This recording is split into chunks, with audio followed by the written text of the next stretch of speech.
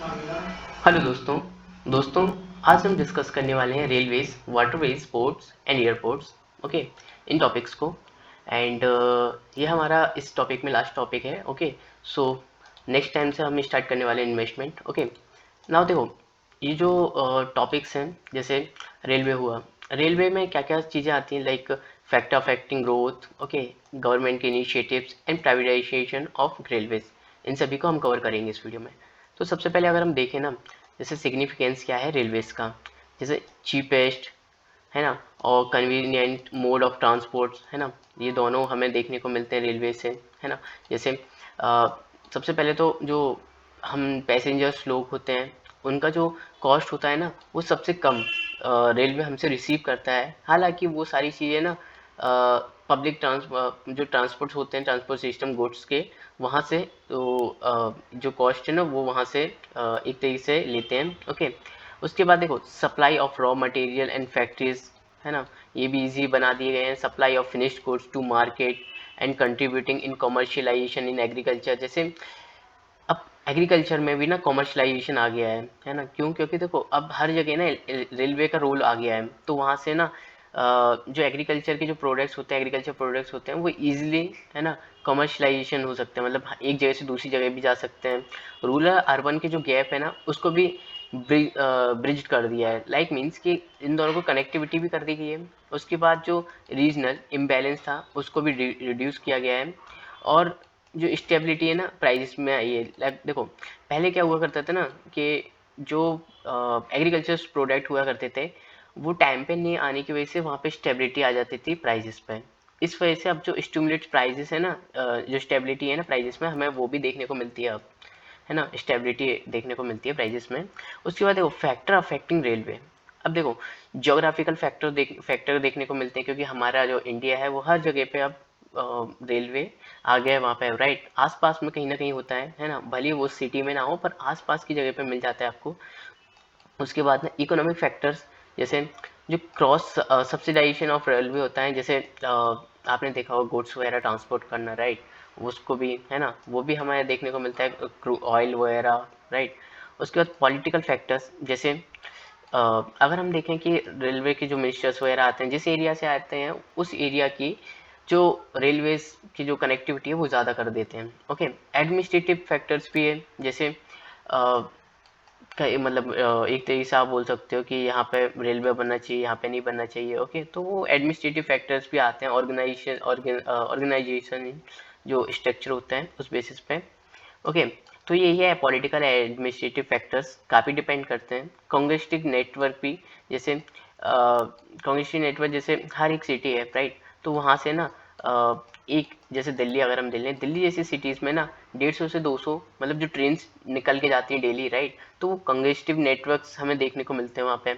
उसके बाद poor quality जो सर्विस डिलीवरी है ना, वो भी हमें देखने को मिलती है। कभी कभी ट्रेन डिले हो जाती है, डिलीवरी भी कम, है ना, तो ये भी चीज़ें होती है। उसके बाद वहाँ पे क्लियर जो सब साफ सफाई वगैरह नहीं रहती, राइट, तो वो एक मेन अगर इशू हम देखें। ओके, हालांकि सिक्योरिटी से रिलेटेड इशू अब तो नहीं है। ओके, पर तभी साफ सफाई से रिलेटेड जो है ना, क्लीन से, तो वो चीज़ देखने को मिलती है। प्राइवेटाइजेशन ऑफ रेलवे, देखो दो कमेटी थी, एक साम पित्रादा कमेटी ऑन रेलवे मॉडर्नाइजेशन 2012 में थी, एक विवेक डेब्रॉय कमेटी 2015 में। तो प्राइवेटाइजेशन का जो ऑब्जेक्टिव इन्होंने दिया ना, जैसे सबसे पहले था इंट्रोड्यूस करना, टू इंट्रोड्यूस मॉडर्न टेक्नोलॉजीज। अगर प्राइवेटाइजेशन होता है तो मॉडर्न टेक्नोलॉजी आएगी। उसके बाद जो मेंटेनेंस कॉस्ट है ना, वो भी बहुत कम हो जाएगी अपनी, है ना, मतलब गवर्नमेंट से रिलेटेड बता रहा हूँ मैं। उसके बाद जॉब क्रिएशन भी होगा, बेटर सेफ्टी भी मिलेगी। जो वेटिंग लिस्ट होती है ना, अभी हम देखने को मिलता है रेलवे में, तो वो भी कम हो जाएगी। उसके बाद reduce demand supply deficient in passenger transport. हम देखें ना कि रेलवे जैसे रेलवे या रेलवे क्या ही होता है कि ये ना रोड से काफ़ी पीछे होता है, राइट, तो वहाँ पे भी लाइन में लगना पड़ता है अंदर। ओके, तो एक तरीके से ट्रांसपोर्टेशन, पैसेंजर की जो ट्रांसपोर्टेशन जो डिमांड एंड सप्लाई वो भी कम हो जाएगी। ओके, उसके बाद देखो प्राइवेटाइजेशन होने में अगर हम प्रॉस देखें, डिफ्रेंशिएट कर रहे हैं, प्रॉस देखें और कॉन्स देखें, तो देखो सबसे पहले इम्पोर्टेंस जो इम्प्रूव इंफ्रास्ट्रक्चर इम्प्रूव होगा, उसके बाद जो इम्प्रूव्ड क्वालिटी ऑफ सर्विसेज है ना, कि मतलब ट्रेन वगैरह लेट नहीं होगी, उसके बाद जो टेक्नोलॉजी है ना उसका भी इन्फ्यूज़न होगा, आना होगा। अब देखो प्राइवेट जो सेक्टर है ना उसका अगर हम देखें कॉन्स, तो नेगेटिव एक्सपेक्ट देखें तो इसमें क्या होगा ना, जो कवरेज होगा वो लिमिटेड होगा, है ना, हर जगह नहीं होगा। क्यों? क्योंकि तो वो लोग ना जो प्राइवेटाइजेशन है ना वो तो अपना इंटरेस्ट देखेंगे, राइट, जहाँ पे इंटरेस्ट वहाँ पे रेलवे। उसके बाद फेयर जो फीस होती है ना वो लोकल लोगों के लिए भी इंक्रीज हो जाएगी। हाई लोग जो होते हैं ना, स्टैंडर्ड लोग, वो तो कैरी कर सकते हैं, पर जो मेन जो लोग हैं, है ना, जो बेसिकली मिडिल क्लास, तो वो इसको कंटिन्यू नहीं कर पाएंगे। कन्फ्लिक्ट है इंटरेस्ट को लेके, ओके, जैसे इंटरेस्ट है ना, तो इसको भी लेके कन्फ्लिक्ट है कि कहाँ पे रेलवे होना चाहिए, कहाँ पे नहीं होना चाहिए, है ना। तो अगर प्राइवेट सेक्टर आता है तो इसको लेके कन्फ्लिक्ट हो सकता है। और प्राइवेट सेक्टर है ना may not have a fair deal, okay. That means कि आप बात करो कि प्राइवेट सेक्टर में कुछ ऐसी चीज़ हो जाए, मतलब जो है ना प्राइवेट सेक्टर में तो वो चीज़ एक तरीके से आप बोल सकते हो कि फेयर डील नहीं रहेगी, वेलफेयर ऑफ पीपल नहीं होगा इसमें, राइट, कि मतलब वेलफेयर हो सके। उसके बाद कैश बर्न। अब देखो कैश बर्न जैसे आपने नाम सुना होगा, ये टॉपिक इससे रिलेटेड नहीं है पर मैं आपको बताना चाह रहा हूँ। कैश बर्न क्या होता है कि ना प्राइस को रिड्यूस कर देते हैं। कोई कंपनी होती है वो प्राइस रिड्यूस करेगी अपने, सबसे पहले जैसे मार्केट्स में जो और भी कंपनीज हैं वो बंद हो सकें, है ना, तो या फिर आप बोल सकते हो कि बैंक करप्ट हो सके, ओके, कंपटीशन में जो है। उसके बाद जब वो सर्वाइव करेगी, वही अकेली रह जाएगी, तो फिर उसके वो जो भी प्राइस होगी वो इंक्रीज करेंगे, तो वो आपको एक्सेप्ट करना पड़ेगा क्योंकि उस टाइम तक आपको उसकी आदत लग गई होगी। एविएशन सेक्टर, जैसे एविएशन सेक्टर मतलब जो एयरपोर्ट से रिलेटेड है, ओके, एयर से रिलेटेड है, ओके। तो सबसे पहले एक गवर्नमेंट की इनिशिएटिव, एक स्कीम है उड़ान, ओके, जिसमें क्या है रीजनल कनेक्टिविटी का ये कनेक्टिविटी स्कीम है, जिसमें हर एक इंसान है ना जो 1 घंटे से कम की जो टाइम होता है उसमें 2,500 से कम का टिकट होता है, ओके। उसमें क्या होता है ना, जो टाउन्स है ना, टाउन्स को छोटे छोटे एयरपोर्ट्स बनाए जाते हैं, है ना, जिससे वो लोग हैं ना वो सफ़र कर सकें, मतलब ट्रैवल कर सकें उससे। अब देखो यहाँ पे क्या आएगी ना, जो एयरपोर्ट्स हैं जहाँ पे नए नए एयरपोर्ट्स बन रहे हैं, ओके, उससे रिलेटेड ना कल्चरल हिस्टोरिकल इंपॉर्टेंस बढ़ जाता है। करंट अफेयर से रिलेटेड ये एक तरीके से बहुत इंपॉर्टेंट हो सकता है, टॉपिक को ध्यान में रखिएगा। नव निर्माण स्कीम है, उसमें देखो next generation airport for Bharat, okay, जी इसमें बोला गया है 2030 तक है ना 100 एयरपोर्ट्स का टारगेट है इसमें, ओके, 100 एयरपोर्ट्स बनाने हैं। उसके बाद यहाँ पे ना ड्रोन रेगुलेशन भी आ जाता है, क्योंकि आजकल ना हर जगह ना बेसिकली क्या होता है ना, अनमेंड जो यूएवी का है ना ज़माना है, राइट। तो हर जगह एक तरीके से कहीं पे अगर हमें एक तरीके से सिंचाई करनी हो, यूरिया डालना हो, ओके, उसके बाद हमें अगर जो बॉर्डरिंग पे है ना हमें इसकी ज़रूरत पड़ती है ना, वॉचिंग करने के लिए। उसके बाद देखो शिपिंग एंड पोर्ट्स में मैरीटाइम ट्रेड अगर हम देखें वॉल्यूम के कंटेक्स्ट में तो 90% है, वैल्यू के कंटेक्स्ट में देखें तो 70% है, ओके।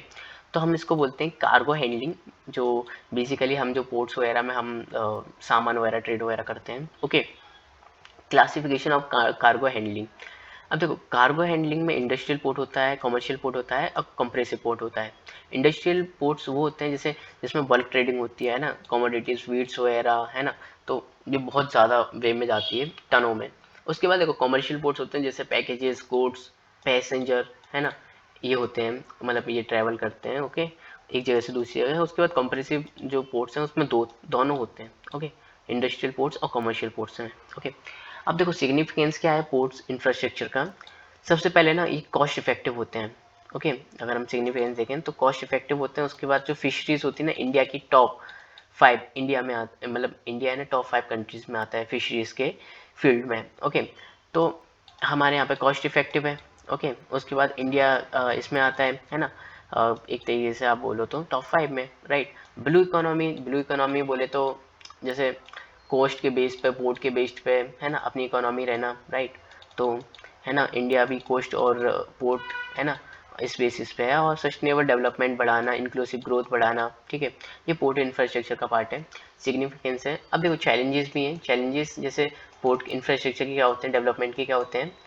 तो सबसे पहले तो पोर्ट को ऑपरेट करना ट्रस्ट मॉडल पे, मतलब हमारा ना अभी ट्रस्ट मॉडल पे है, ट्रस्ट मॉडल पे हमारे जो पोर्ट्स हैं जैसे गवर्नमेंट है ना वही मैनेज कर रही है, वही ओन कर रही है ना, लैंडलॉर्ड भी वही है, रह भी वही रही है, तो ये सारी चीज़ें हैं और यहाँ पे हमें देखने को मिलता है डिले।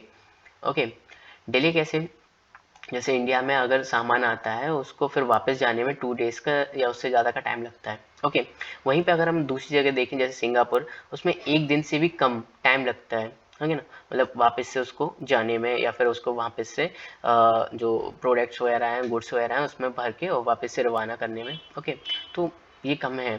उसके बाद देखो हमारा ना जो ये जो पोर्ट ऑपरेट है ना वो शिफ्ट करना चाहिए लैंडलॉर्ड टेनेंट पे मॉडल पे। क्यों? क्योंकि देखो भले ओन गवर्नमेंट करेगी पर मैनेज कौन करेगा? प्राइवेट लोग। प्राइवेट लोग की वजह से ना टेक्नोलॉजीज आएगी, सारी चीज़ें आएंगी। ओके, तो इसको शिफ्ट करना बहुत ज़रूरी है लैंडलॉर्ड टेनेंट मॉडल पे। उसके बाद हमें डिले देखने पड़ता है टर्न अराउंड, जैसे अभी मैंने बात की ना 2 डेज का टाइम लगता है, राइट, टेक्नोलॉजीज वगैरह ना होने की वजह से। पोर्ट कंजक्शन की वजह से मतलब ज़्यादा कंजक्शन हो जाना, है ना, ज़्यादा सामान आना, तो फिर उसको मैनेज करना बहुत दिक्कत होती जाती है ना, है ना। क्यों? क्योंकि देखो टेक्नोलॉजीज इश्यूज है हमारे यहाँ पे, इनएडिक्वेट इंफ्रास्ट्रक्चर है, इक्विपमेंट्स हैं, राइट, तो इस वजह से ना कंजक्शन ज़्यादा हो जाता है। उसके बाद अगर हम देखें ना, इससे इन्वायरमेंट क्लियरेंस और लैंड एक्विजिशन का भी इशू भी है, चैलेंजेस है ना। इंफ्रास्ट्रक्चर अगर हम इसका करते हैं तो इन्वायरमेंट क्लियरेंस और लैंड एक्विजिशन से भी चैलेंजेस हैं। ओके, सो हमने आज देखा एविएशन जैसे sector, right, railway sector. Okay, so hopefully आपको ये टॉपिक्स पसंद आया होगा। मिलते हैं अपनी नेक्स्ट वीडियो में। Thank you so much.